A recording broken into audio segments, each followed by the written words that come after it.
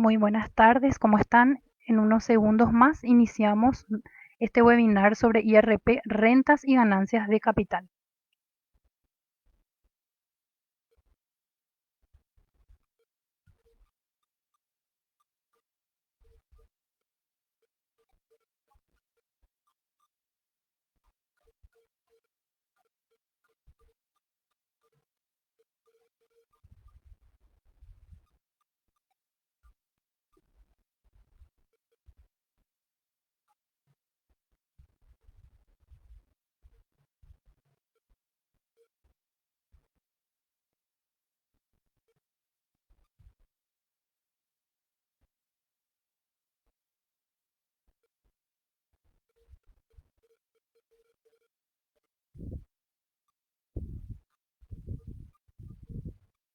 Buenas tardes a todos, ¿cómo están?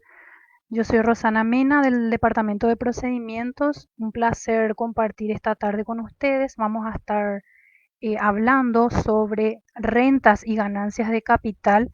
Queremos dejar también algunas pautas antes del inicio de esta charla. Recordar a la gente que este webinar va a quedar grabado en la página del Facebook. Aquí en Facebook va a quedar grabado. Recordamos que la parte teórica, todo lo que sea la parte reglamentaria del IRP, ya sea de servicios personales y rentas y ganancias de capital, ya realizamos un webinar que ya está guardado en la página de la SED de Facebook. Así que pueden ustedes ingresar ahí si es que quieren adentrarse a lo que tenga que ver con los decretos, la ley y las resoluciones relacionadas al IRP rentas y ganancias de capital, así como también del IRP rentas de servicios. Pero esta tarde vamos a enfocarnos en la liquidación exclusiva del formulario 516, que es de rentas y ganancias del capital. Recordamos a la gente que pueden dejar sus comentarios aquí abajito y yo voy a ir viendo. Pero una sugerencia nada más, ustedes son libres de escribir. La sugerencia es que veamos todo lo que tenemos preparado esta tarde, entonces si surge otra vez dudas o alguna consulta puntual, entonces puedan dejar en los comentarios.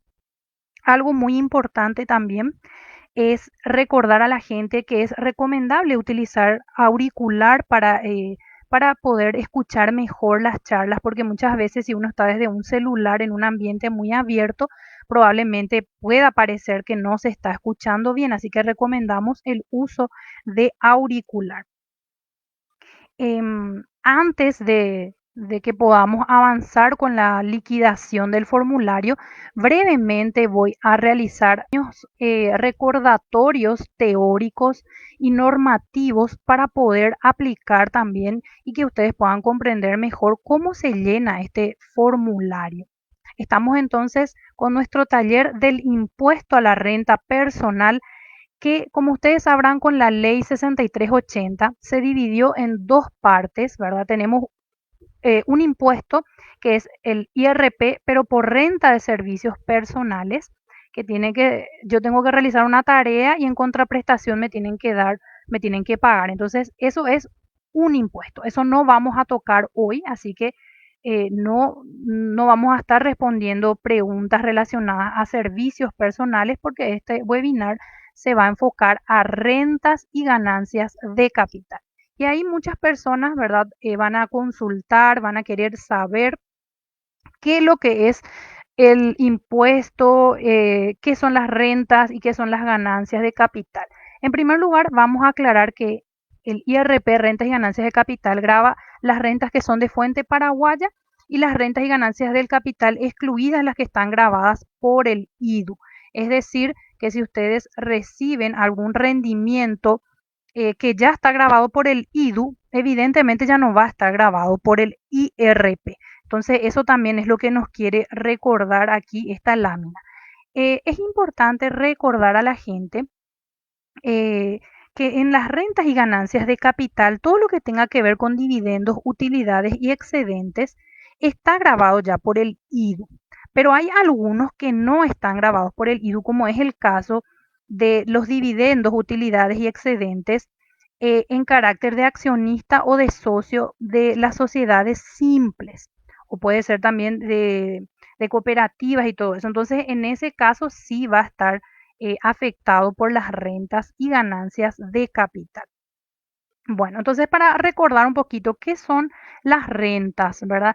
Las rentas de capital son, por ejemplo, los ingresos que yo estoy obteniendo, por ejemplo, por alquilar un inmueble. Entonces es un ingreso periódico que yo estoy teniendo, entonces a eso le llamamos una renta de capital. Si es que yo vendo un bien mueble que tengo, entonces eso es una ganancia de capital. Entonces, más o menos para que ustedes puedan comprender de qué se trata. Otro punto importante también, como vemos en la lámina, comprende las variaciones positivas en el valor del patrimonio realizadas por el contribuyente y no tienen que provenir de rentas derivadas de la prestación de servicios personales porque eso es otro impuesto que acabamos de mencionar.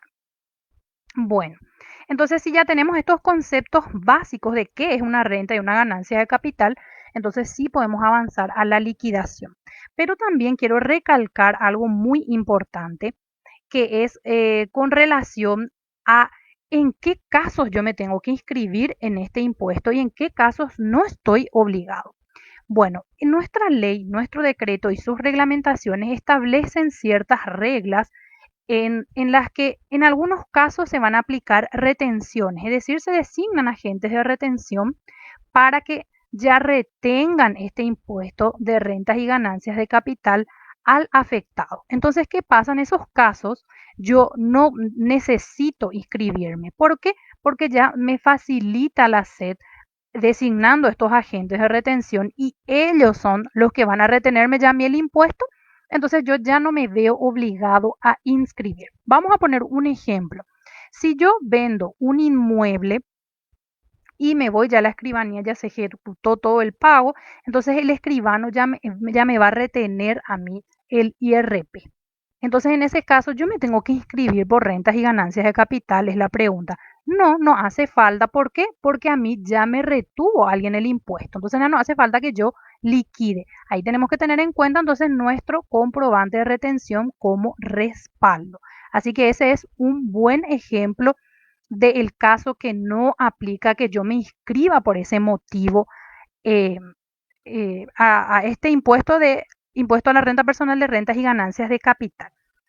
En nuestro decreto tenemos varios casos, en nuestro decreto 3184 del 2019, tenemos varios casos en los que aplica la parte de retención, ¿verdad? Entonces, en esos casos, como dije, ya no va a hacer falta inscribir. Entonces, ¿cuáles son esos casos? Es la pregunta. Entonces, ahí vamos a ver que tenemos eh, en la parte de enajenación de inmuebles, como dijimos, retiene ya el escribano.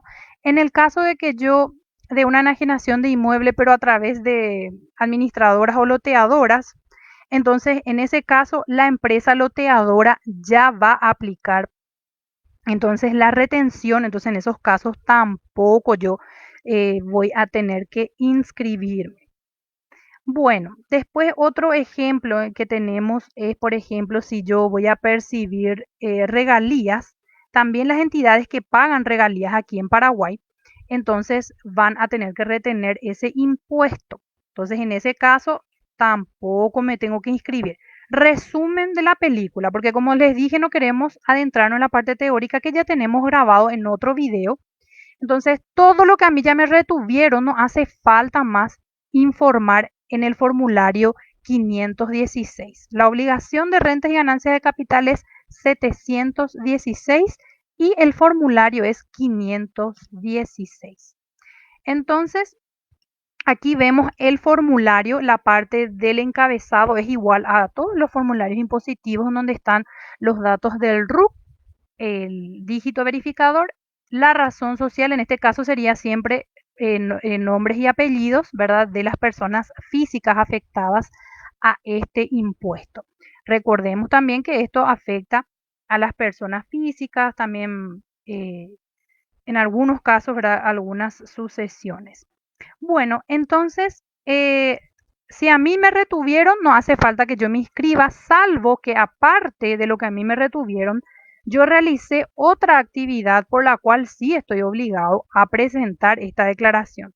Y recuerden que el decreto, en el anexo al decreto 3184, en su artículo 41, se señalan cuáles son las rentas que van a estar siendo declaradas en este formulario, que son, por ejemplo, los arrendamientos y subarrendamientos de bienes inmuebles, todo lo que sea dividendos que, por los cuales no me retuvieron, por ejemplo.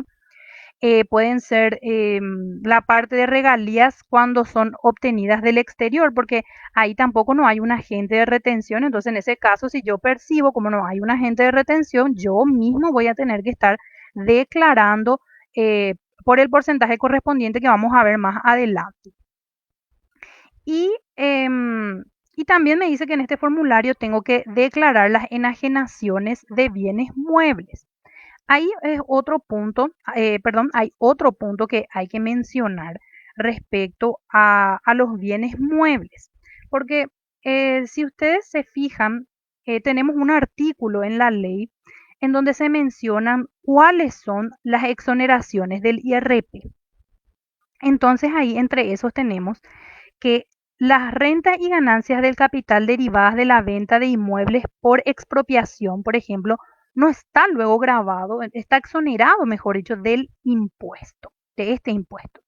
Entonces, al estar exonerado, ¿qué significa? Que yo no me tengo ni que inscribir ni que nadie me tiene que practicar retención, ¿verdad? Ese es un ejemplo. Otro ejemplo que vamos a dar en el que ya está exonerada la renta y ganancias de capital es cuando yo enajeno bienes, ¿verdad? Pero en el año enajené, por ejemplo, varios bienes y la suma no supera 20 millones. Entonces, si no supera en el año las ventas que yo realicé de estos bienes muebles, entonces, ¿qué va a ocurrir? No hace falta tampoco inscribirse. Si es que el monto de las sumas de esas ventas que hice supera los 20 millones, entonces sí ya tengo que inscribirme con la obligación 716 en el RUC. Me inscribo o si tengo yo otra obligación, actualizo mis datos e incluyo. Después tenemos también, a ver, otra cosa que también está exonerada son intereses y utilidades que provienen del mayor valor obtenido de la venta de bonos bursátiles colocados a través de la Bolsa de Valores, que está regulada por la Comisión Nacional de Valores. También tenemos los rendimientos provenientes de la valoración de la cuota de participación o el mayor valor de la negociación o de la liquidación de la misma de los fondos patrimoniales de inversión. Esto está exonerado.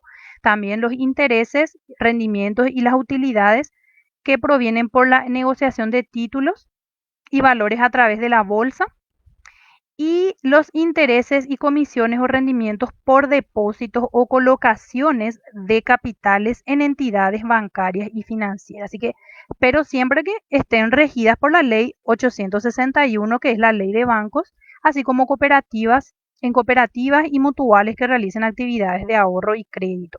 Así que recuerden que eso entonces está exonerado. Por eso quiero recalcar, antes de que liquidemos, que tengamos la precisa de por lo menos algunos puntitos de la parte teórica y normativa para poder aplicarlo en el formulario. Entiendo también que las personas que se están uniendo a este webinar justamente son las personas que ya leyeron la normativa y que justamente ya están queriendo aplicar y liquidar el impuesto. Otra cosa que está exonerada son los premios de loterías que son realizados en el Paraguay menores a 500.000. Como ustedes saben, también se previó, ¿verdad?, que por los juegos de azar se hagan retenciones y eso, pero si son mayores a 500.000 y no se ha practicado la retención, hay que declarar también en el formulario. Bueno, prácticamente eso serían las exoneraciones para que tengan en cuenta. Otro punto importante, como ustedes saben, esta liquidación se presenta en el sistema Marangatú. Entonces significa que yo con mi clave de acceso debo ingresar al sistema para poder presentar este formulario. Entonces yo ingreso, ya automáticamente el sistema me recupera ya la parte de lo que tiene que ver con mis datos personales y mi RUC. Entonces yo selecciono la obligación 716 y el periodo, en este caso para nuestro ejemplo, obviamente el 2020, ¿verdad? Que es lo que vamos a estar eh, liquidando, ¿verdad? Bueno, entonces avanzamos. En nuestro primer rubro vamos a visualizar lo que tenga que ver con enajenación de bienes muebles, también lo que tenga que ver con acciones y lo que tenga que ver con cuotas de capital y cesión de derechos. Fíjense, esos son los ítems. Yo, para poder facilitar el entendimiento, dividí aquí, dividí con unas líneas de color rojo para poder identificar un poco mejor cómo vamos a hacer el ejercicio, ¿verdad? De estos casos. Entonces, si ustedes se fijan, el inciso A, B y C trata de bienes muebles. ¿Por qué hay tres incisos? Porque puede ser que los resultados que yo obtenga, que tengo que usar una planilla de cálculo auxiliar que en breve ya les estoy mostrando, puede ser que yo tenga renta neta presunta porque resultó menor la renta neta presunta. Entonces, tengo que hacer mi cálculo de impuestos sobre esa renta neta presunta. O puede ser también que la renta neta real sea la menor que la renta presunta. Pero en este caso hay dos posibilidades cuando la renta neta real es menor. Puede ser, esta renta neta real puede ser menor, pero ¿qué puede ocurrir otra vez? En este inciso B, el precio de venta es mayor que el precio de compra. Y en este inciso C, el precio de venta es menor o igual al precio de compra. Entonces son tres variables que tenemos aquí. Entonces es por eso que tenemos tres incisos. Eso es lo que tenemos que tener en cuenta. Bueno, como ustedes saben, el vehículo, autovehículos, ¿verdad? Son bienes muebles también. Entonces, si yo enajeno un bien, un vehículo, voy a ir por las reglas normales aquí. Y entonces las personas se preguntan, ¿y para qué están estos dos incisos de abajo que me habla de autovehículo? Entonces ahí tenemos que tener en cuenta nosotros cuando enajenamos nuestro vehículo, en qué casuística entramos, ¿verdad? Si es que yo fui ya contribuyente de IRP y yo cuando compré ese auto que ahora quiero vender, supongamos que ese auto que yo compré deduje ya en mi IRP totalmente. Si yo hice eso, entonces yo no puedo usar esta regla que está aquí arriba, que es la normal. Voy a tener que ir por esta regla. ¿Por qué? Porque nuestro decreto establece un cálculo especial para el caso de autovehículos. En caso de que el costo de adquisición ya fue totalmente deducido anteriormente en el impuesto a la renta de servicios personales. Entonces ya saben, si ustedes su auto no dedujeron al momento de la compra en el IRP de servicios, entonces van a utilizar uno de estos tres incisos según el caso, que vamos a ver después los ejemplos. Y si ustedes utilizaron, dedujeron totalmente ese costo de adquisición del vehículo, van a guiarse y a tener que utilizar uno de estos dos incisos. Ahora solamente estamos viendo el panorama general. Enseguida vamos a ver ya con datos numéricos. Luego tenemos para el caso de, bueno, acá en la parte de autovehículos, por ejemplo, si se fijan, hay dos incisos nomás. ¿Por qué? Porque hay solamente dos fórmulas, dos formas de cálculo.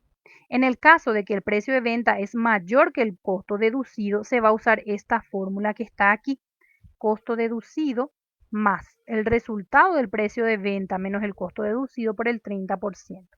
Esa va a ser la que se va a utilizar cuando el precio de venta es mayor que el costo deducido. Sin embargo, si el precio de venta es menor o igual que el costo deducido, se va a utilizar como base el costo deducido. Eso es lo que dice nuestra normativa y eso es lo que se plasmó aquí, en este formulario.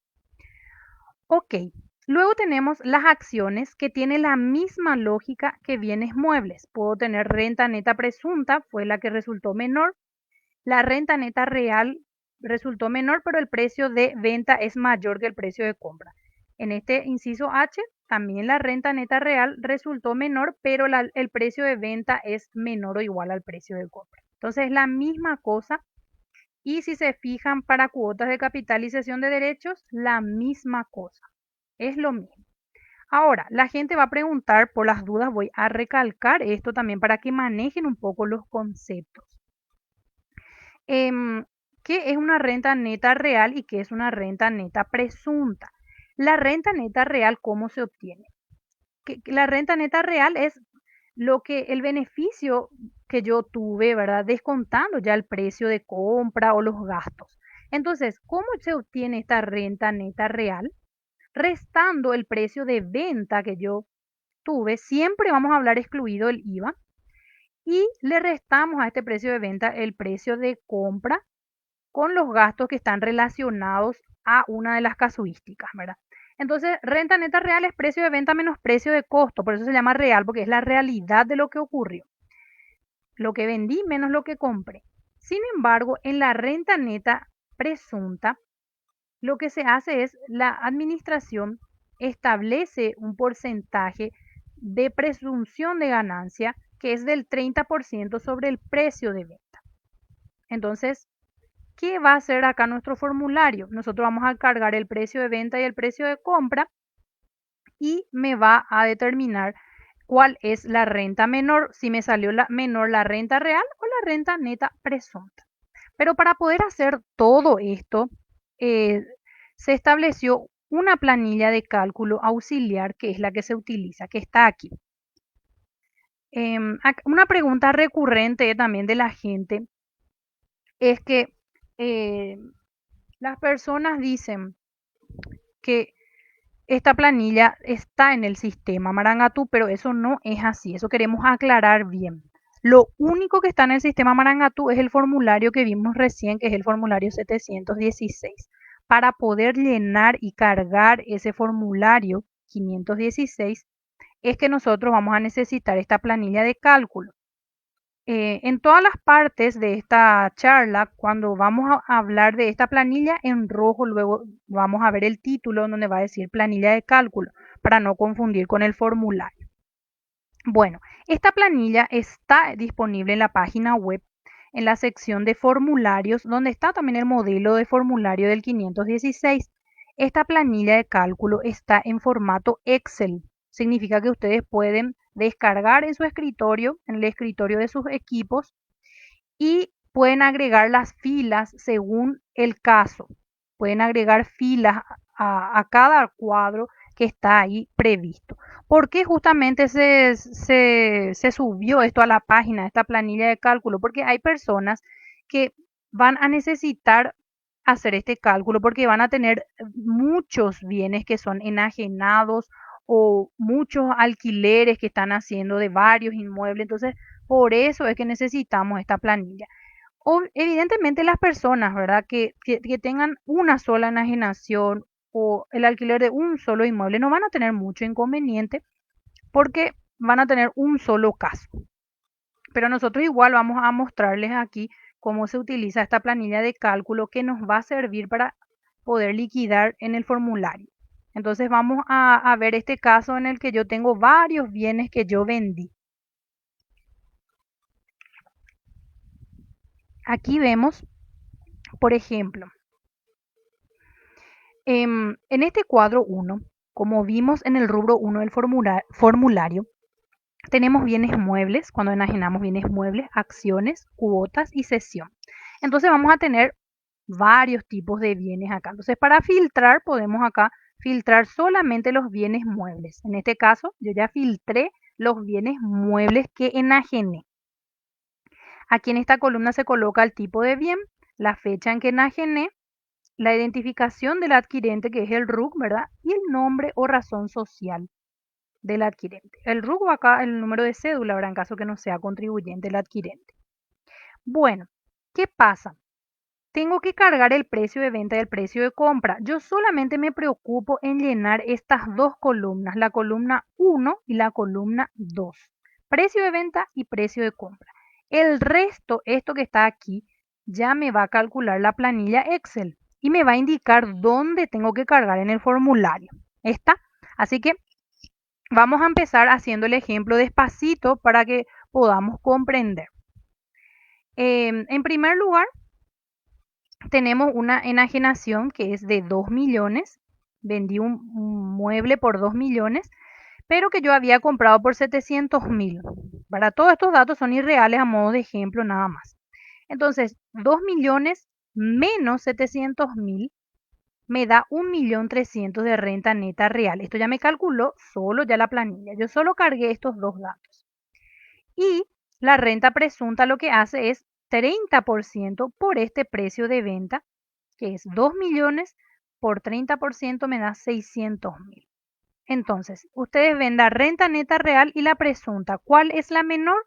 La renta presunta, ¿verdad? Entonces, automáticamente me recupera el 600.000 porque la renta neta imponible va a recuperar el menor valor entre estas columnas que están aquí, automáticamente. Entonces, la clasificación ya me va a lanzar también esta planilla y me dice que esta es una renta neta presunta que resultó menor que la renta neta real. ¿Está? Entonces nosotros esto vamos a cargar entonces donde dice renta neta presunta en nuestro formulario después, ¿sí? Entonces es para esos efectos. Bueno, recuerden que los bienes muebles tengo que vender en el año por más de 20 millones. Fíjense que acá en total yo ya tengo más de 20 millones porque acá tengo una venta que ya fue de 30 millones, para el ejemplo. Aquí la misma cosa, 30 millones menos 28 millones, que es el precio de compra y más los gastos, ¿verdad? Equivale a 2 millones mi renta neta real. Sin embargo, si yo hago 30% por mi precio de venta, me sale 9 millones. Entonces, ¿cuál es menor aquí? La renta neta real. Entonces, fíjense, renta neta real resultó menor, dice. Está correcto, entonces lo que me calculó acá. Y acá voy a mirar si es cierto. Dice, precio de venta es mayor que el precio de compra. Perfecto, el precio de venta es mayor que el precio de compra. Entonces, ya me dice acá, ya me indica dónde tengo que cargar en mi formulario. ¿Recuerdan que dijimos que había 3 incisos en el formulario? Bueno, aquí están los 3 incisos en colorcitos diferentes para poder justamente diferenciar. Bueno, después tenemos la siguiente ya venta, en donde el precio de compra es mayor que el precio de venta. Entonces, obviamente me sale acá la renta neta real cero, ¿verdad? Porque no se admiten valores negativos. Y la renta neta presunta es 30% por 1 millón y me sale 300.000. ¿Cuál es la menor entre la real y la presunta? La real, que es cero. En este caso, en el segundo caso, tengo 5 millones y 6 millones donde el precio de compra también supera mi precio de venta. Entonces aquí tengo dos casos. Entonces, ¿qué tengo que hacer? Yo tengo que agrupar después. Puedo yo tener muchísimos ítems acá. Entonces, ¿cómo yo voy a saber qué tengo que cargar en el formulario? Tengo que filtrar aquí, como hice aquí, filtro por los colores. Entonces, filtro el verde y me va a salir todos los verdes juntos. Entonces, voy a poder hacer la suma de lo que son los verdes para poder colocar eso en el formulario. Y lo mismo hago con esto. Ahora vamos a ver el ejemplo de cómo cargar en el formulario, ¿sí? Vamos a pasar entonces a la siguiente lámina en donde me muestra ya aquí el rubro 1. Fíjense, vamos a cargar, vamos a recordar. El primer ítem me dice que es el verde. Tengo solamente uno que es verde, ¿verdad? Solamente una línea. Entonces tengo que cargar esta. Renta neta presunta, 2.700.000, dice. Entonces me voy a mi formulario, renta neta presunta, tengo que cargar aquí 2.700.000. Ustedes cargan estos dos valores y el formulario automáticamente le calcula esto igualito a lo que está en la planilla de cálculo. ¿Está bien? Bueno, ese es el primer ítem. Después el otro color que tenemos me dice renta neta real, pero el precio de venta es mayor que el precio de compra. Tengo uno nomás que está en amarillito, entonces solamente este tengo que cargar en renta neta real, resultó menor que la presunta, pero el precio de venta es mayor. Entonces tengo 30 y 28. 30 y 28. ¿Por qué cargué en este inciso B? Porque eso es lo que me decía mi planilla de cálculo. Renta neta real cuando el precio de venta es mayor que el precio de compra. ¿Está bien? Perfecto. Entonces ahí ya tenemos, ya nos indicó ya nuestra planilla de cálculo cómo completar. En estos casos, en estos dos que acabamos de ver, es fácil. ¿Por qué? Porque tengo uno nomás, un solo ítem, que es de cada color. Una sola línea que corresponde al verde, una sola línea del amarillo. Y aquí ya tenemos un caso en el que tengo dos. Renta neta real resultó menor también, pero el precio de compra vamos a decir, es mayor, ¿verdad? El precio de venta es menor que el precio de compra. Entonces aquí lo que yo tengo que hacer, ustedes saben que en el Excel ustedes seleccionan las celdas y ya les va a salir automáticamente la sumatoria. Entonces, 5 millones más 1 millón, esto en el Excel ya les va a salir, porque ustedes van a filtrar esto por el color azul y solamente estos 6 millones van a colocar en precio de venta, la suma de esto. Y aquí tenemos 8. Entonces, 6 millones, 8 millones. Renta neta presunta, 1.800.000, ya me calcula.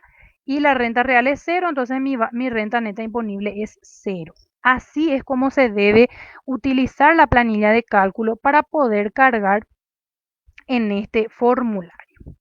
Bueno, pasamos entonces al bloque ya de autovehículos. Ya no vamos a hacer el ejercicio con cesión de acciones ni tampoco enajenación de, o sea, cesión de derechos ni acciones ni cuotas de capital, porque es igualito a la lógica que tenemos acá de bienes muebles. Igualito van a aplicar. Entonces vamos a enfocarnos en el autovehículo que sí tiene una particularidad. Bueno, tenemos aquí autovehículos. Em, ¿Cuándo se usa los incisos que están en el formulario correspondiente a autovehículos? Es la pregunta. Entonces recordemos que se utiliza en el caso que yo haya deducido totalmente el costo de adquisición en el IRP de servicios. Eso es lo que tienen que tener en cuenta. ¿Qué pasa si yo no deduje en renta de servicios? Yo jamás deduje ese autovehículo, entonces me voy en el ejercicio que acabamos de hacer, en los incisos que corresponden a bienes muebles. Bueno, mi autovehículo yo ya deduje un monto de 50 millones, yo había comprado mi vehículo, como pueden ver ahí en el ejemplo, y el precio de venta es de 25 millones. Ya no vale lo mismo mi vehículo, probablemente mucho desgaste, entonces por lo general ocurre esto. Entonces el precio de venta 25 millones, costo deducido 50 millones. Entonces ahí me va a detectar ya automáticamente también la planilla cuál de los dos casos es. Si es que el precio de venta es mayor que el costo deducido o si el precio de venta es menor al costo deducido. En este caso vemos que es menor, ¿verdad? El precio de venta es menor que el costo deducido, que es el amarillito. Entonces me trae correctamente aquí el amarillo y la renta neta imponible es igual al costo deducido. Eso es lo que dice el decreto 3184 del 2019. Entonces es muy fácil, llevo esto en el inciso de renta neta imponible cuando el precio de venta es menor. Fíjense que aquí dice precio de venta es menor o igual que el costo deducido. Entonces 25, 50, 50 aquí. Yo cargo estos dos y ya me recupera el sistema la base imponible. Muy sencillo entonces esta partecita. Aquí lo único importante es recordar nomás si el vehículo que yo vendí deduje o no deduje en el IRP anterior. Si ya deduje, uso estos incisos D y E. Si no deduje, voy a poder irme por los incisos A, B o C, según el resultado que me salga. Hasta ahí entonces avanzamos bastante bien. Ahora ya pasamos al rubro 2, que es el caso de arrendamiento y subarrendamiento de inmuebles. Fíjense por favor que el espíritu también de este formulario es ir mostrando los rubros que tienen estos cálculos particulares de renta neta real, renta neta presunta. Por eso es que son amplios estos rubros, porque tienen esa particularidad. Después en los rubros que están más abajo, ya en el penúltimo rubro, ya van a ver que son filas nada más, ya de acuerdo a las casuísticas. ¿Por qué? Porque ya no hay muchos cálculos que hacer. La mayoría de ellos ya son el 100% del ingreso que yo obtuve, prácticamente la base imponible. Sin embargo, en estos casos no. En estos casos tengo que hacer un cálculo previo para ver cuál es el que corresponde utilizar como renta neta imponible, la real o la presunta. Es por eso que tiene, vamos a decir, un rubro particular, la parte de enajenación de bienes muebles y la parte de arrendamiento de inmuebles también. Algunos preguntan, ¿y en el rubro uno dónde coloco la venta de inmuebles? Dice, y la venta de inmuebles ya dijimos que es a través de retención. Entonces no estoy lo obligado a liquidar aquí. Ahora después vamos a ver otra particularidad también que puede darse en el caso de que no se retenga. Bueno, en la parte de arrendamiento también utilicé una línea roja para poder separar los dos tipos de casos que tenemos. Tenemos el arrendamiento para los incisos A, B y C y subarrendamiento tenemos D, E, F. Entonces eso es lo que tenemos que tener en cuenta. Y vamos a avanzar entonces aquí.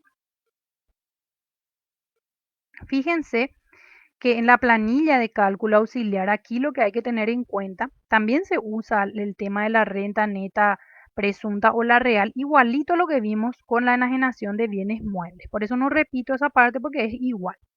¿Qué hay que tener en cuenta en la planilla de cálculo auxiliar para el arrendamiento? Que los cálculos se realizan por inmueble. Es decir, esta línea, la primera línea yo voy a usar para todo lo que cobré en el año por un inmueble. La siguiente línea voy a usar para todo lo que cobré eh, si tengo otro inmueble más que estoy alquilando. Fíjense, acá pusimos como ejemplo inmueble 1, inmueble 2. Ustedes pueden identificar por la cuenta corriente catastral algo que les parezca para poder diferenciar un inmueble de otro.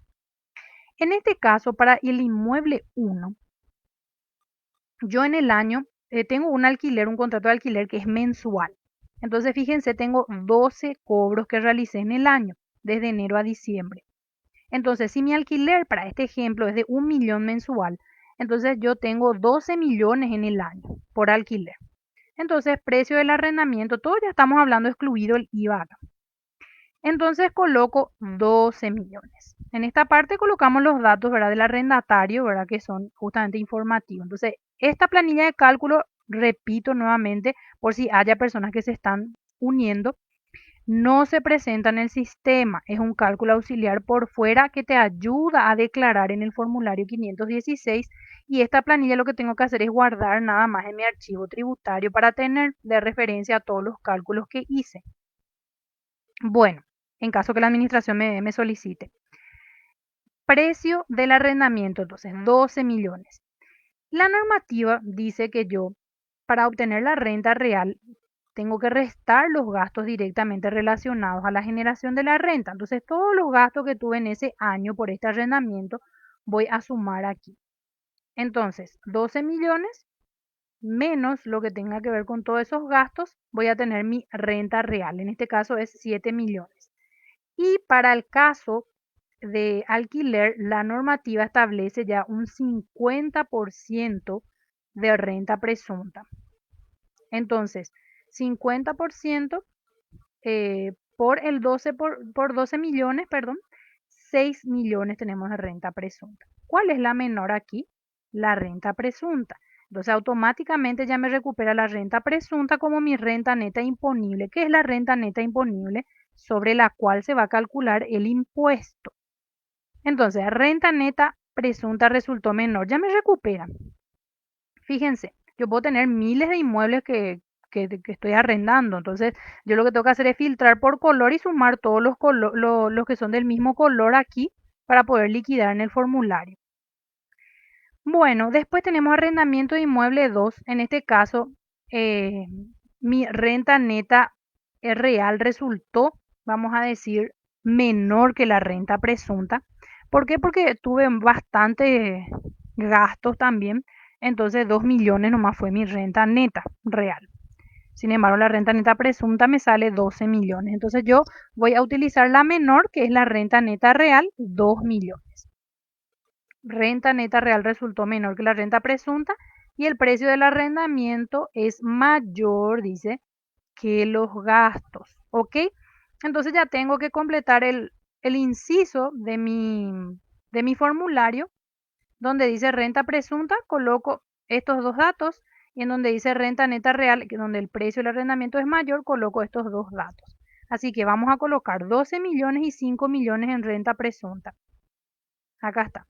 Renta presunta.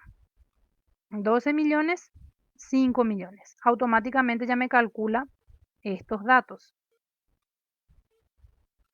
que es igualito a mi planilla. Después el siguiente. Precio del arrendamiento mayor que los gastos, 24 y 22. Precio del arrendamiento 24, gastos 22. 24 y 22. Y aquí me dice que el precio del arrendamiento es mayor que los gastos. Y es así sencillito lo que tenemos que completar. Ahora, las personas que tienen un solo arrendamiento, una sola enajenación, va a ser súper fácil porque ustedes van a cargar la línea en el Excel y ya les va a salir en qué casilla van a colocar del formulario, colocan y ya está. No hay mucha vuelta. Ahora, las personas que tengan muchos inmuebles que arrienden, mucha enajenación de bienes o de acciones, ahí sí van a tener que estar filtrando por colores y haciendo la sumatoria correspondiente porque N cantidad de enajenaciones puedo tener. Entonces, justamente por eso es que ustedes ya tienen que hacer el cálculo por fuera. Y ya no vamos a entrar a hacer el ejemplo del subarrendamiento porque es igualito al arrendamiento. Así que la misma cosa que aplicamos aquí va a aplicar aquí. En el ejemplo que yo hice solamente tuve dos inmuebles y cayeron en estos dos incisos. Puede ser que tenga 3 inmuebles, 4 inmuebles y caigan todo en un inciso también, ¿verdad? Todo depende del monto del precio de arrendamiento y de los gastos. Bueno, entonces pasamos al siguiente. Y este es un recordatorio, porque las personas preguntan, pero hay cosas que yo no veo en el formulario, pero que está en la normativa. ¿Dónde tengo que cargar esas rentas y ganancia de capital que yo no encuentro el inciso? Preguntan las personas, ¿verdad? Entonces, la respuesta es, tenemos un inciso G en el rubro 4 que dice otros conceptos no señalados en los incisos anteriores. Y ahí tienen que colocar, pero la renta neta imponible. Es decir, dependiendo del caso que les toque, van a tener que hacer los cálculos por fuera y colocar aquí la renta neta imponible. Eso nada más quería aclarar. Y algunos ejemplos más comunes son las personas preguntan, ¿dónde coloco el alquiler de un bien mueble ocasionalmente que yo alquilé? Preguntan, porque la normativa del IRPEP dice, habla que yo puedo arrendar un bien mueble. Y me dicen, pero no puedo meter ahí donde está el inmueble, dicen, ¿verdad? Y no, ¿verdad? ¿Por qué? Porque las reglas son diferentes del cálculo. Entonces, yo el monto del alquiler de ese bien, la renta neta imponible voy a estar colocando en esta casilla 127. Ese es un ejemplo. Otras personas dicen, sí, sí, yo entiendo que la enajenación de bienes inmuebles, el escribano ya retiene. Pero, ¿qué pasa si es que yo vendo a plazo, yo propio contribuyente vendo a plazo a otro contribuyente y tengo solamente un contrato privado y obviamente la escritura se va a formalizar recién al final, ¿verdad? Porque la mayoría de los casos es así. Entonces, ¿qué hago en esos casos? Y ahí es importante también que en esos casos las personas que entren en esa casuística por los ingresos que ya perciban van a estar colocando aquí en esta casilla 127 cuando se trate de esos casos. Así que todo lo que ustedes no encuentren exclusivo el inciso, pero sí la normativa me establece que yo tengo que liquidar en el formulario, entonces ya saben, colocan en la casilla 127. Ese es solamente un recordatorio antes de avanzar. No se apuren que vamos a ver cada uno de los ítems otra vez que tenemos el rubro 4 después. Bueno, en el rubro 3 tenemos rescate total o parcial de acciones y también tenemos cuotas partes de entidades residentes o constituidas en el país que no se encuentra alcanzado por el IDU. Siempre estamos hablando que no se encuentra alcanzado por el IDU porque si ya fue alcanzado por el IDU ya pagó el IDU, entonces ya no corresponde que esté afectado nuevamente al IRP, ¿verdad? Entonces, aquí tenemos una línea otra vez para separar.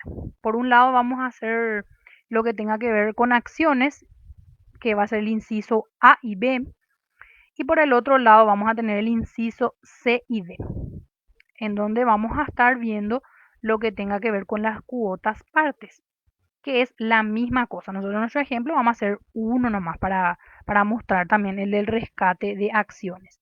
¿Y por qué aquí tenemos dos incisos?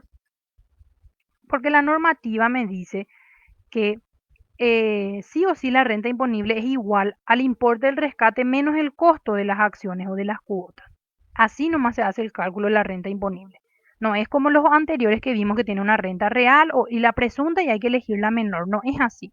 En este caso es solamente el importe del rescate menos el costo de las acciones o cuotas. Entonces ahí lo que podemos tener son dos situaciones, por eso tenemos dos incisos. ¿Cuál es una situación? Una situación cuando el importe del rescate es mayor al costo o cuando el importe del rescate es menor o igual al costo. Entonces, por eso nomás tenemos esos dos incisos.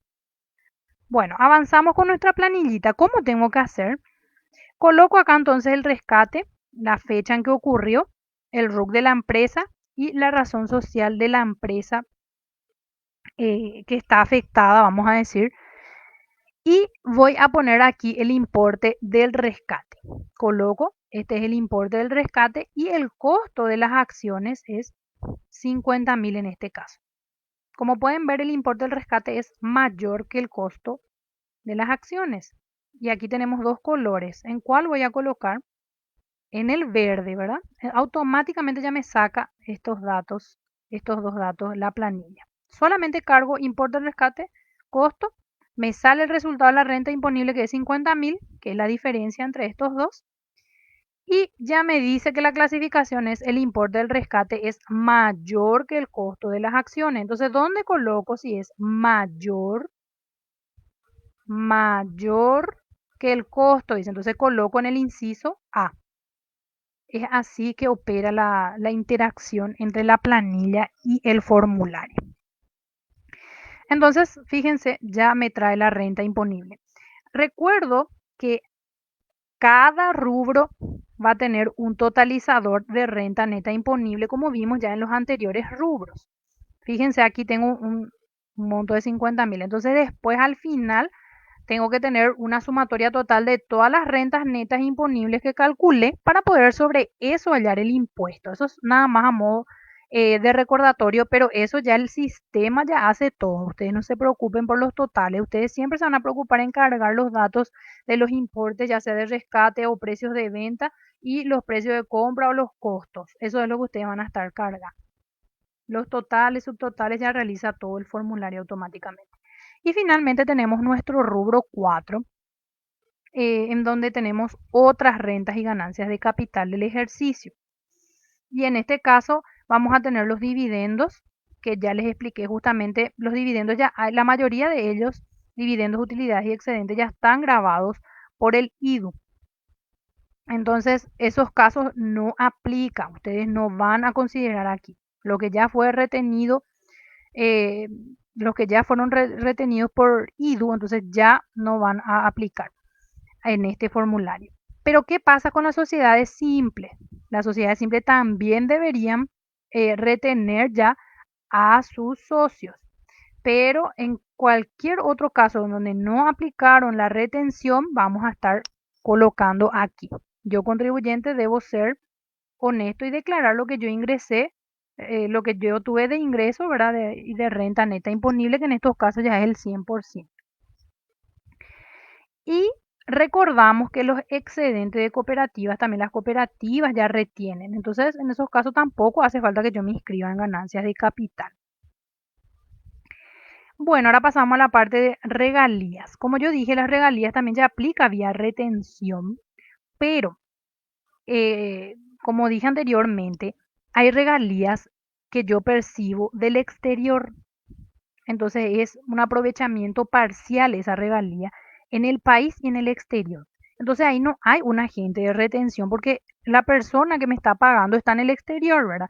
Entonces en ese caso yo voy a consignar lo que recibí, pero el 70% de lo que yo percibí va a ser, porque eso es lo que me dice la normativa que está considerado como renta neta imponible para el IRP, renta y ganancia de capital. Entonces ahí vamos a suponer, para este ejemplo, pusimos que percibimos 1.000.000 de regalías que fue aprovechada parcialmente en el país y en el exterior. Entonces 700.000, que es el 70% de ese 1.000.000, es lo que yo voy a colocar en la casilla 122. Luego tenemos los premios en dinero obtenidos de juegos de loterías, rifas. Recuerden que está exonerado cuando es inferior a 500.000, así que solamente los que son montos grandes es lo que vamos a estar colocando, o sea, mayores, ¿verdad? Lo que está previsto. En este caso tuvimos 1 millón. Como ustedes saben, después ya las normativas que van a aplicar con relación a las retenciones de juegos de azar, eh, tampoco ya no van a tener que declarar acá si ya fueron sujetos de retención. Por eso les digo, si ya fueron objeto de retención, no se liquida este formulario.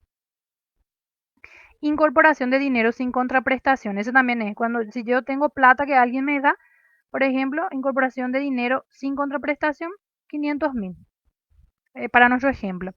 Así que van a tener que colocar.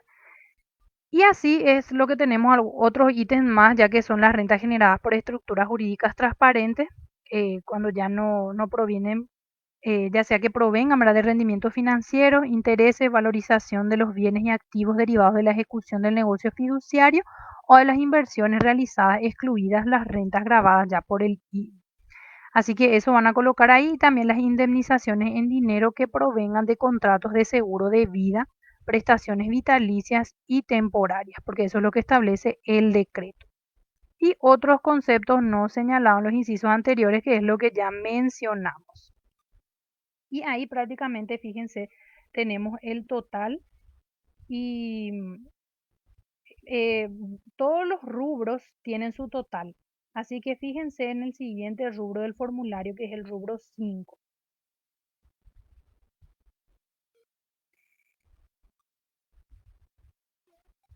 A ver un poco, bueno, aquí tenemos la suma de los rubros que vimos arriba. Casilla 76, que era del rubro 1, casilla 107, que era del rubro 2, casilla 120 del rubro 3 y la casilla 128, que era del rubro 4. Estos eran los totales que les había dicho yo de cada rubro. Entonces eso automáticamente ya el sistema me va a recuperar aquí. Fíjense, aquí tengo eh, un monto que es de 63.117.000.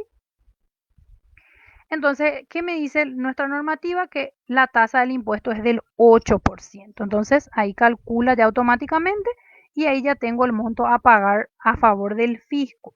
El tema de la multa solamente si es que presento tardíamente. ¿Cómo pago mi impuesto? Puedo pagar a través de pago electrónico, a través de estas entidades, si es que tengo una cuenta en estos bancos. Pago electrónico, puedo pagar con tarjeta de crédito y débito, que ya está permitido. Tenemos bocas de cobranza también para pagar. Y ahora también le recordamos a la gente que tenemos vigente un régimen excepcional de facilidades de pago que va a estar vigente hasta el 30 de abril, que rige para no solo para ganancias de capital, que tiene el código de plan 229, sino también para rentas de servicios. Y lo bueno, ¿verdad?, de este régimen es que me permite el fraccionamiento hasta 12 cuotas mensuales. Y la entrega inicial es del 20% como la regla general. Siempre recuerden que la entrega inicial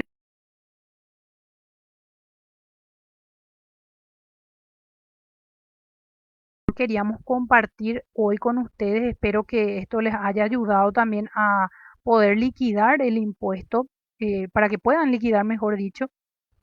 Y recuerden nuestro marco legal, que es súper importante. Cada vez que vamos a recomendar algo a alguien o que nosotros vamos a aplicar algo para nuestra liquidación, tenemos que conocer el marco normativo para evitar errores. Entonces, recordemos entonces que estas son las resoluciones y los decretos. Recordamos que hay una resolución que es de loteadoras, las de escribanos, son muy importantes que vean que son de las retenciones. Y le recordamos a todas las personas que este webinar queda grabado. Ahora vamos a ir viendo las preguntas que fueron haciendo. Así que vamos a intentar responder algunas cuantas. Aquí dice, la retención que te aplicó la loteadora se puede usar solo para IRP, rentas y ganancias de capital. ¿Qué pasa si el contribuyente es de IRE simple? Se puede usar, dice. Recordemos que cuando a mí me practican una retención de un impuesto, hay que ver en primer lugar si esa retención es en carácter de pago único definitivo o es a cuenta. La mayoría de las retenciones que son del IRP, de renta y ganancia de capital, son todas utilizadas eh, para pago único y definitivo, es decir, que yo no puedo usar a cuenta esas retenciones. Entonces significa que si a mí me retuvieron, ¿verdad? Me retuvieron, ya pagué yo eso al fisco en carácter de pago único y definitivo. Ya no puedo usar en otro lado esa retención.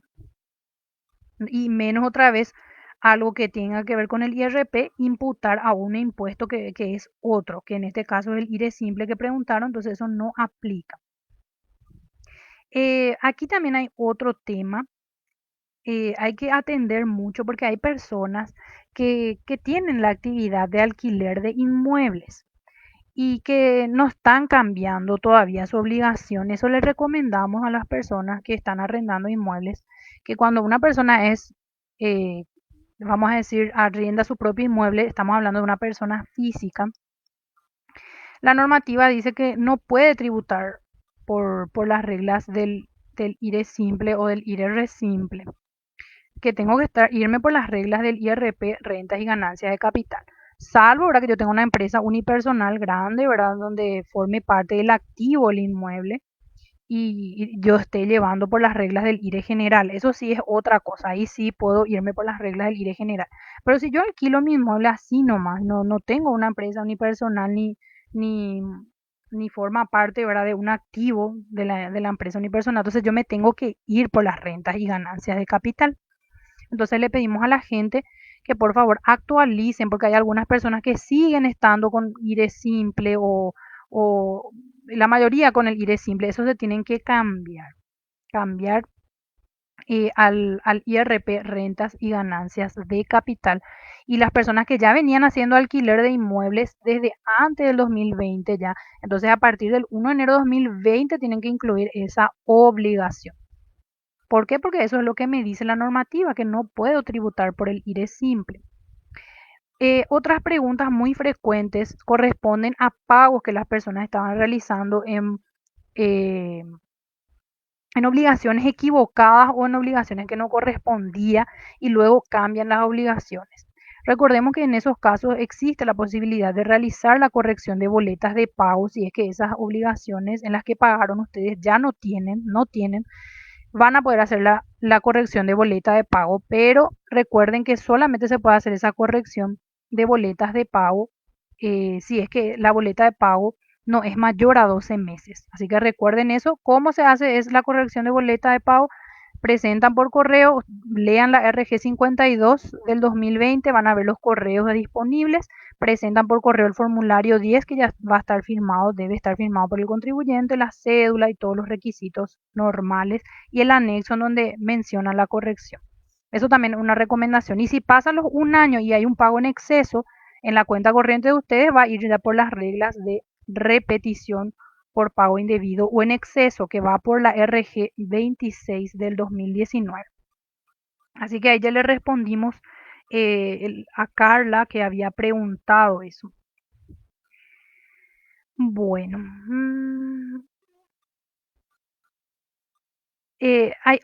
Natalie Segovia también pregunta sobre la enajenación de vehículos y pregunta si los incisos C y D del rubro 1 expresan que se aplica cuando el costo de adquisición fue totalmente deducido.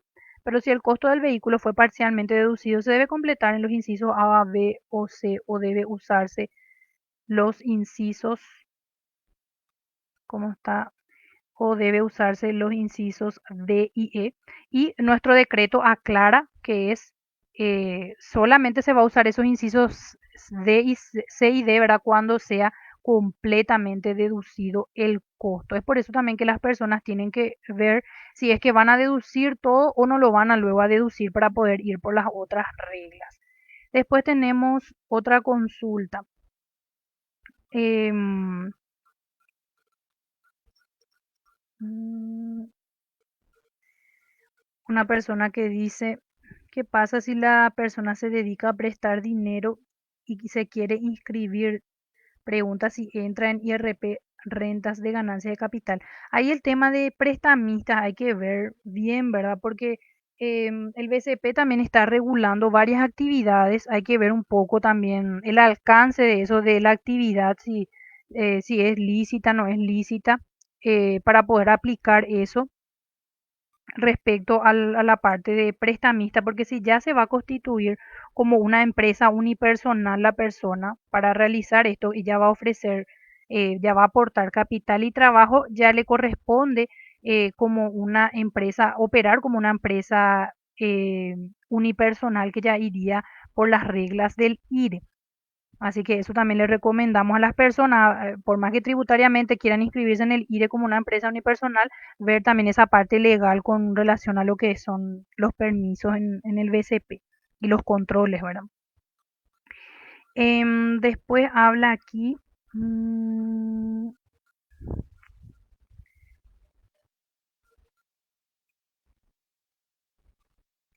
un contribuyente del IRP tiene acciones en empresas AECA. Cobró en el año 2020 dividendos del 2019. No le realizaron ninguna retención. En ese caso, se debe inscribir en el 716 y liquidar el formulario 516 a la tasa del 8. Pregunta la señora María Orue. Ahí primeramente, señora, lo que hay que ver es con la empresa SAECA, ¿verdad? Porque si es un accionista, va a tener contacto y hay que ver porque el hecho generador del IDU, ¿verdad? Del impuesto del IDU ya ocurrió, ¿verdad? Si es que ya se realizó la asamblea y se decidió realizar la distribución de los dividendos del 2019 en ese año 2020. Entonces ya debió haber hecho en la empresa la retención del IDU. Entonces, antes de hacer o liquidar en el formulario 516, tratar de ver con esta empresa que cumpla ahora también su obligación, ya que es accionista la persona de esta SAECA, para que le practiquen esa retención IDU, porque eso la SAECA y todas las sociedades están obligadas, ¿verdad?, a practicar la retención del IDU a sus socios en estos casos. Así que, por favor, vean primero eso, entonces a ella le van a retener vía IDU y usted no va a necesitar inscribirse. Pero si ya está pasando bastante tiempo, ahora ya está llegando también su vencimiento, vamos a suponer, tendría que liquidarlo si es que nadie le retuvo. Pero como le digo, es obligación de esta SAECA practicar la retención del IDU. Bueno, acá dice, William dice, buenas tardes. Y en caso de ventas de vehículos, ¿la escribana ya retiene el IRP o solo se aplica a la venta de inmuebles? Pregunta William. Y acá recordamos que solamente en la RG 42 van a poder visualizar que la escribana no le retiene por los bienes muebles al ciudadano o al residente paraguayo, mejor dicho. Para explayar mejor, en la RG 42, que es del 2020, tenemos un artículo en donde habla de transferencias de bienes inmuebles a personas físicas residentes. Entonces ahí sí el escribano para inmuebles le va a retener al residente. Después habla que le va a retener también por bienes inmuebles a los no residentes. Estoy nomás haciendo el repaso general para que no quede duda. Y después, en la parte de la retención por transferencia de bienes muebles, no habla que se le practica a los residentes, significa que no hace esa retención la escribana, solamente le retiene a los no residentes. Como vos no aclaraste aquí en tu pregunta si es la persona es o no es residente, en realidad la escribana si es residente y se vende un bien mueble, que es un vehículo, la escribana no le va a retener IRP al residente, entonces va a tener que declarar en el formulario 516. Ahora, si la persona que vende el vehículo es un no residente, le va a retener, pero el INR. Además, ¿verdad? del IVA, ¿verdad? Porque el IVA también le retiene la escribana. Así que eso es lo que hay que tener en cuenta para bienes muebles. Así que espero, ya te di los dos casos para que vos veas a cuál corresponde, ¿verdad? Ya que no sea claro si corresponde a residentes y no residentes. Bueno, otra pregunta que hace Diego Acosta es, ¿qué pasa si compré un inmueble en el 2019 y esto me generó una pérdida arrastrable? ¿Debo trasladar esa pérdida en el formulario de IRP por ganancias de capital? Bueno, hay una cosa, Diego, también que queremos recalcar a todos de paso. El impuesto a la renta personal anteriormente, como ustedes saben, antes de esta ley 6380, estaba mezclado lo que era servicios con las ganancias de capital y todo eso. Ahora, con esta nueva ley, no es el mismo impuesto.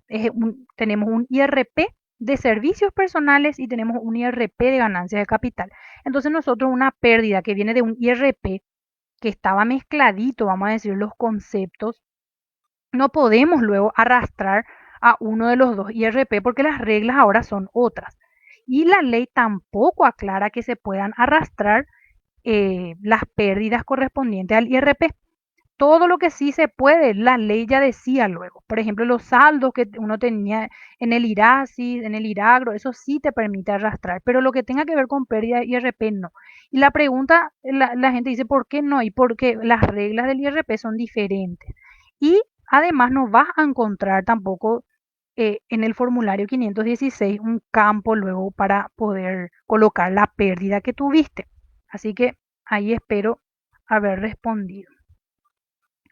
Y en ganancia de capital no se habla jamás de pérdidas arrastrables. Eso también quiero recalcar. Sin embargo, en la parte de IRP, rentas de servicios personales, solamente por un motivo se puede arrastrar las pérdidas y es cuando es consecuencia de la compra de un inmueble para la vivienda al contado. Así que, y cada 5 años se puede hacer esa compra, ¿verdad? O sea, deducir. Ustedes pueden comprar, ¿verdad? Pero para la administración va a ser deducible cada 5 años, ¿verdad? El inmueble para la vivienda. Y siempre y cuando también puedan cubrir eso con ingresos grabados, con excedentes del año anterior, ¿verdad? Ingresos que les sobró el año anterior o con préstamos, solamente en esos casos. Bueno, después tenemos otra pregunta.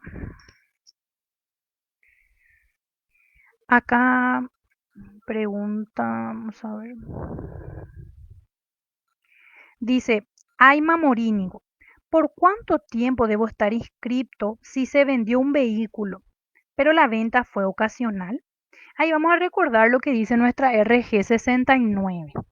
La RG 69 dice que yo puedo liquidar, vamos a suponer en el 2020 ocurrió la venta de tu vehículo que vos mencionás. Bueno, entonces yo liquido, es decir, pongo el monto, liquido el impuesto por el 2020. Luego en el 2021 no tuve ninguna renta grabada, ya no tengo nada. Entonces presento mi declaración del 2021 ya en carácter de clausura. ¿Por qué? Porque no tuve movimiento ahí. ¿Y cuándo vas a presentar tu declaración del 2021?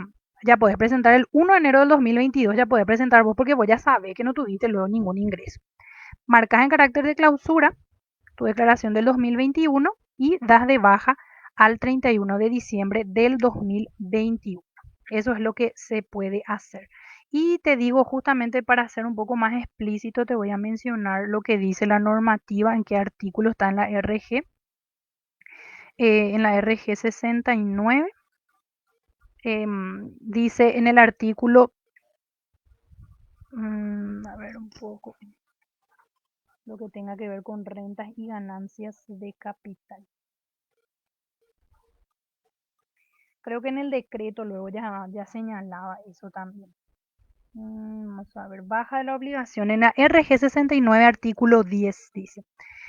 Así que ahí te podés fijar lo que te acabo de explicar, ¿verdad? Lo recomendable es que lo hagas ya en enero del 2022, si es que en el 2021 es lo que presentaste ya sin ningún movimiento, entonces para que puedas, para evitar también cualquier contravención, porque las actualizaciones se realizan dentro de los 30 días hábiles, así que tu 2021, si ya está sin ningún ingreso grabado, ya podés dar al 31 de diciembre del 2021 tu baja. Ese es para el ejemplo que habíamos visto con la señora que hizo la consulta. Bueno, vamos a seguir con más preguntas. Estamos extendiendo un poco el tiempo, pero vamos a tratar de ir compartiendo. Bueno, acá después dice, el arrendamiento de bienes muebles en forma habitual grava IRE o IRP de rentas y ganancias de capital, considerando lo estipulado en el artículo 13 del anexo del decreto, el anexo del decreto. Ejemplo, actividad habitual de alquiler de mesas y sillas. Bueno, ahí es súper importante tener en cuenta.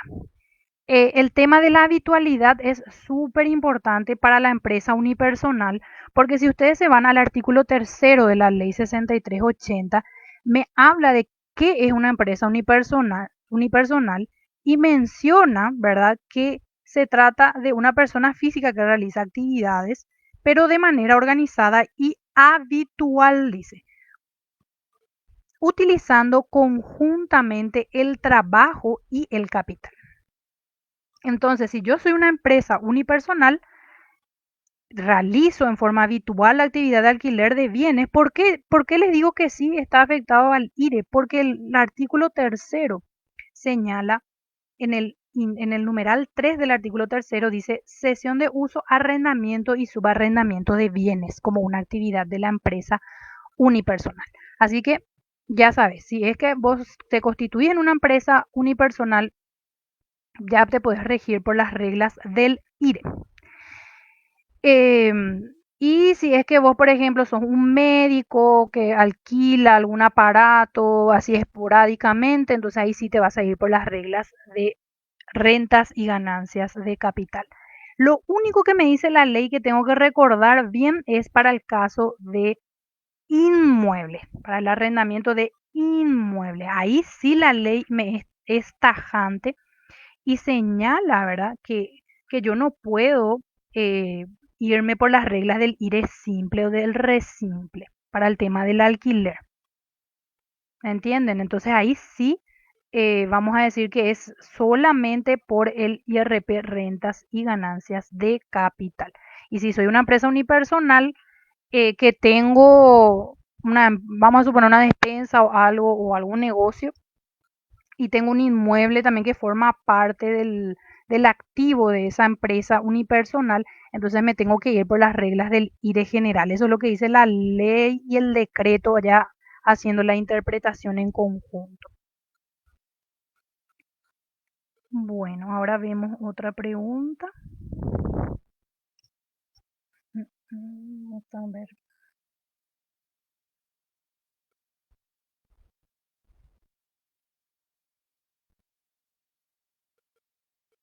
Me están llegando acá las compañeras. Le quiero agradecer al equipo que me está pasando las preguntas también para tratar de evacuar.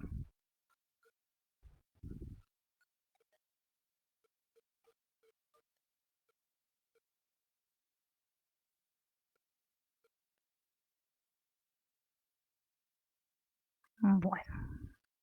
Aquí pregunta Richard Flecha, pregunta una consulta. Si se utilizó la factura de compra de vehículo para deducir el IVA, porque en ese momento el contribuyente tenía solo la obligación del IVA, no se utiliza el inciso D y C. Siempre hablamos en los términos del IRP. Aquí vos hablas del IVA, ¿verdad? O sea que si vos usaste en el IVA, pero en tu IRP no dedujiste ese automóvil, entonces ese vehículo podés aplicar lo que está en los incisos A, B o C de bienes muebles. No hace falta que te vayas por el inciso que está después, ¿verdad? Que es D y E.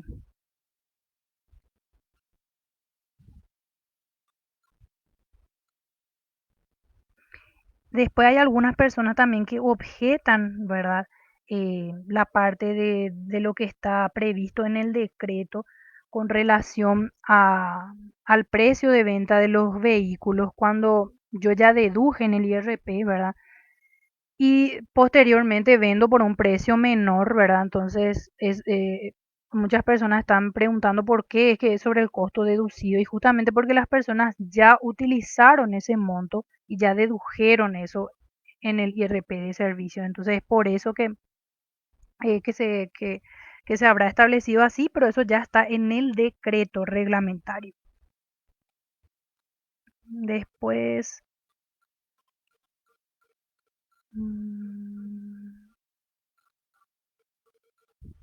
después hablan de la venta de vehículos a cuota, se calcula el pago de IRP solo por lo efectivamente cobrado, sí. Sí, siempre estamos hablando de lo efectivamente cobrado y también en el caso de las compras, para el precio de venta ya sabemos que va a ser solamente lo que cobre y para la parte de la compra tengo que ver cómo prorratear de acuerdo a la cantidad de cuotas para poder asignar el monto correcto, ¿verdad? Después dice Lourdes. em, Las cooperativas solo retienen excedentes por los aportes y pagan excedentes por otros conceptos, siguen siendo exonerados. Sí, o sea, en la ley señala que son excedentes de cooperativas, ¿verdad? Lo que está exonerado. O sea, no está exonerado el excedente de la cooperativa, perdón, el excedente de la cooperativa te va a retener a vos la cooperativa. Ahí hay que atender muy bien porque es una pregunta importante la que hace Lourdes. Porque tenemos dos casos. Tenemos los excedentes de cooperativa que sí están grabados por el IRP y no están exonerados. Es decir, me tiene que retener la cooperativa. Ese es por un lado. Ahora, ¿qué pasa con los intereses, comisiones o rendimientos de los depósitos que yo hago en una cooperativa de ahorro y crédito? Eso es lo que está exonerado. Así que no confundan los intereses, comisiones o rendimientos de los depósitos o colocaciones con los excedentes que la cooperativa les acredita. Así que ya saben, exonerado, intereses, comisiones o rendimientos de depósito que está en la cooperativa. Excedente de cooperativa vía retención.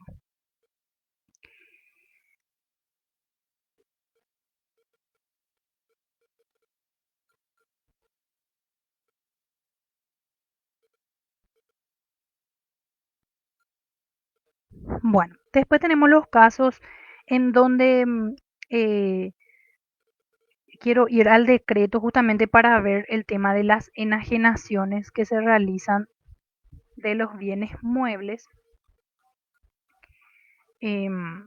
Vamos a ver acá justamente para darle la precisa ya del artículo en donde figura eso. Tenemos enajenación de bienes muebles. Vamos a ver aquí. De bienes muebles en condominio. Bueno, vamos a, para aclarar nomás lo que la señora Mirta Peralta menciona sobre cómo opera la parte de los autovehículos, ¿verdad? Por el tema de los bienes gananciales y todo eso. Entonces, acá lo que hay que saber en esa parte está en el artículo 30 del decreto 3184 en su anexo. Así que ahí pueden ver justamente cómo se aplica eso.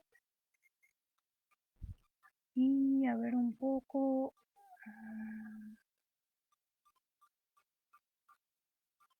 mm, Sí, porque hay veces que los muebles cuando están en condominio, nuestro decreto señala, ¿verdad? Eh, que los condominios se van a atribuir la renta en proporción a lo que le corresponde a cada uno, ¿verdad? Entonces, si por ejemplo ustedes venden algo y la renta en forma global supera los 20 millones, pero en forma de lo que cada uno percibe, si yo percibo solamente 10 y el otro condomino percibe 10 nomás también, entonces no va a estar afectado al IRP, porque es de lo efectivamente percibido por la persona afectada. Entonces, eso es lo que hay que tener en cuenta, porque cada uno se tiene que atribuir la renta en proporción a lo que le corresponde, ¿verdad? Entonces, como es de lo efectivamente cobrado, entonces solamente lo que la persona cobró, si no supera los 20 millones, entonces no está afectado.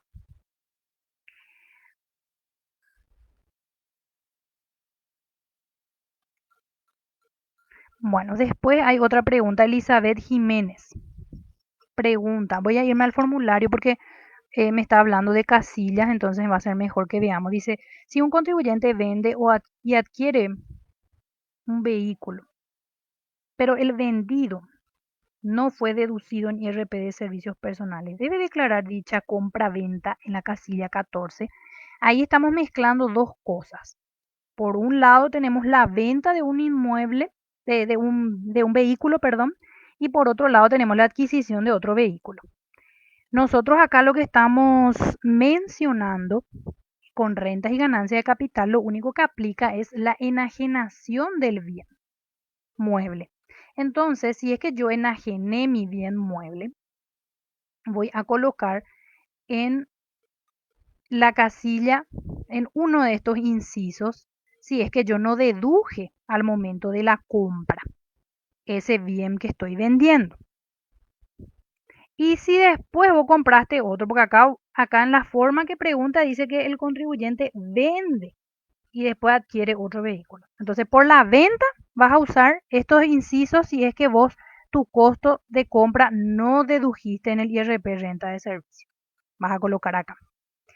Y la compra de tu nuevo vehículo, tenés que analizar si sos contribuyente del IRP de servicios personales porque no aplica para colocar acá la nueva compra que hiciste. La nueva compra que hiciste va a aplicar en las reglas de IRP, renta de servicios personales, que me dice que cada 3 años puedo deducir un autovehículo. Así que vas a tener que colocar ahí si es que no pasaron, si es que ya pasaron los 3 años de tu última deducción de autovehículo que hayas hecho. Bueno, después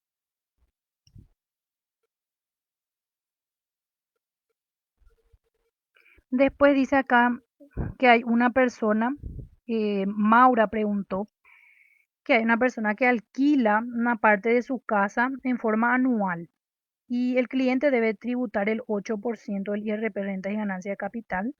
Este cliente emite una factura anual en el mes de mayo por el valor total. Debe tributar también el IVA.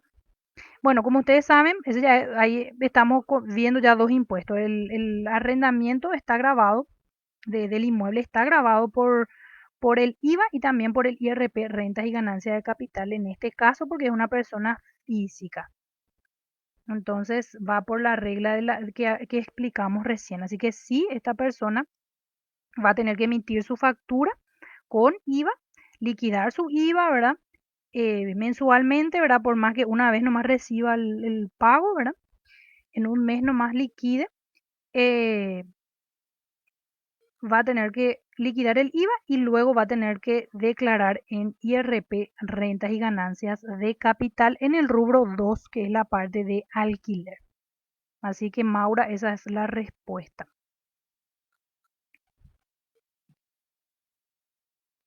Bueno, después hay otra pregunta que dice Lucas Molinas, pregunta que ya se hizo toda la transferencia de su inmueble, ya pasó, ya se cerró todo y ahora él está cobrando algunas cuotas en el 2020, dice. Pregunta, ¿verdad? ¿Cómo él va a declarar? ¿Verdad? Y ahí sí nos vamos ese caso ya no aplica porque ya las transferencias se realizaron el año pasado, ¿verdad? Solamente para los casos de transferencias que se realizan ahora es donde te van a estar practicando la retención. Y en la RG 42 también están algunos casos que menciona, ¿verdad? En qué caso no procede la retención. Y también te recomiendo que veas, ¿verdad? Tu caso, ¿verdad? Si aplica, ¿verdad? El artículo 7 de la RG 42 en donde habla de pagos pendientes, que pero ese habla ya de cuando existen montos pendientes de pago por enajenación de un bien mueble o inmueble, ¿verdad?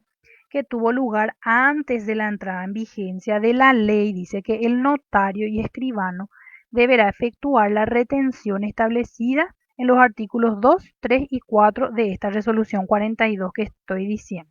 Siempre que dichos pagos se efectúen después ya del 1 de enero del 2020. Así que no te preocupes que el escribano ya va a realizar todo, no va a hacer falta que te inscribas para estos casos, Lucas, ¿verdad? Que es el que hizo la pregunta. Bueno, vamos a ver. Tengo todavía acá, me están enviando. Vamos un poquitito más y ya, ya vamos a ir cerrando también para que puedan descansar. Bueno, creo que en la parte de los costos ya explicamos, ¿verdad? Hay algunos que volvieron a preguntar o en algún momento de la charla seguramente. Una excelente pregunta que hizo Dure Felicia. ¿Qué comprobantes se utilizan para registrar los ingresos de dinero sin contraprestación? O si sos dependiente o independiente también, dice. Después dice, bueno, vamos a aclarar primero esa duda. Ahí tenemos que ir a la RG 69. Menciono esto para que vean ustedes siempre cuáles son los documentos que respaldan la operación. Y en la RG 69 tenemos nosotros los documentos para los contribuyentes de IRP, rentas y ganancias de capital. Entonces, si te vas al artículo séptimo, figura que el comprobante en el caso de cualquier monto percibido en cualquier otro concepto que no se señala anteriormente, que son los casos de arrendamiento y todo eso, que aplica al caso que vos estás diciendo, que es el caso de percepción de dinero sin una contraprestación, ¿verdad? Vas a tener que emitir una factura. Y eso es lo que señala el artículo séptimo, que lo más frecuente que utilizan es la factura virtual, ¿verdad? Factura virtual o preimpreso, dice la normativa. Así que vas a tener que emitir una factura para poder respaldar ese ingreso. Recuerden, artículo séptimo, numeral 1, inciso E. Dice emisión de comprobante de venta, que puede ser factura virtual o preimpresa, cuando el monto total percibido sea en cualquier concepto no señalado anteriormente. Y anteriormente no se señala lo que tiene que ver con la contraprestación que vos dijiste, sin contraprestación, cuando yo recibo a título gratuito plata. Entonces, ya sabes, con una factura vas a poder respaldarte. Otra pregunta, muy buena pregunta que hace Catalina Rodríguez y dice, en cuanto a alquileres, no importa el monto para inscribirle a rentas de capital. Y es una buena pregunta porque anteriormente, para que yo esté afectado a renta, importaba la cantidad de inmueble y todo eso, o montos, pero ahora recuerden bien, si yo alquilo un inmueble, no importa la cantidad de inmuebles ni el monto del alquiler, yo estoy obligado a IVA con IRP, renta y ganancia de capital. Así que recuerden, no importa el monto. Por eso al comienzo de la charla yo había mencionado ya algunos de los ítems que sí tienen monto mínimo, que es el caso de la enajenación de bienes muebles, que primero hay que ver el tema de los 20 millones. Bueno, creo que con eso ya tenemos bastante, ya respondimos bastantes preguntas. Les agradezco muchísimo la participación. Vamos a estar eh, viendo igual nosotros las preguntas que ustedes dejaron, si por ahí quedaron algunas sin responder. Y vamos a estar eh, avisando también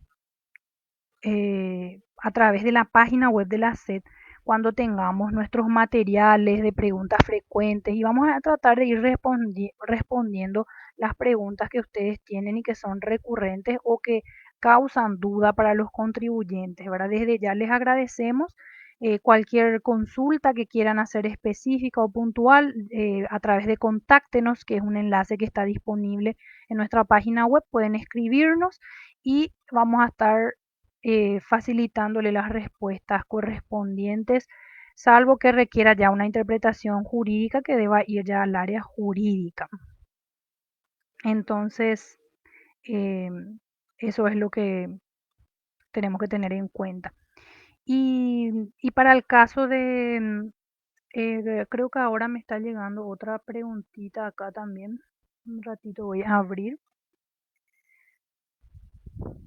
para poder comentar.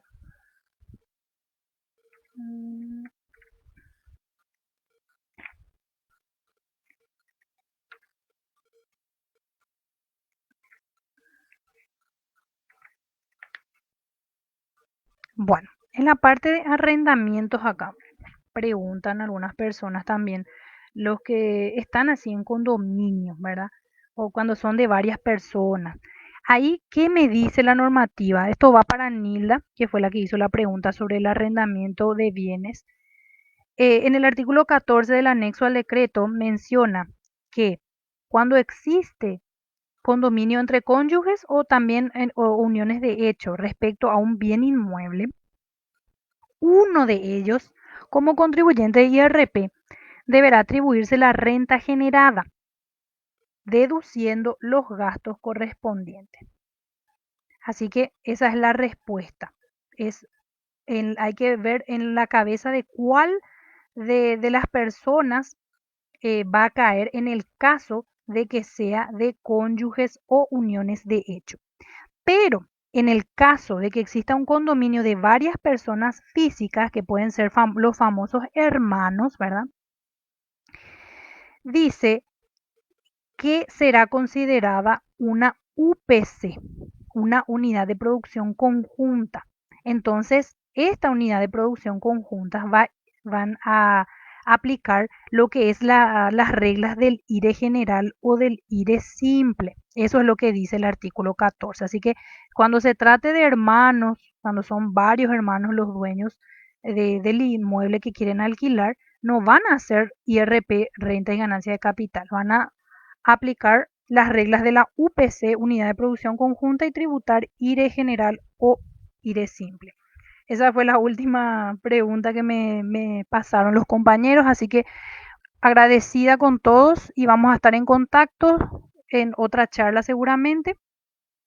Recuerden que pueden repasar otra vez el video y otros videos más que se quedan grabados en el Facebook. Muchísimas gracias a todos.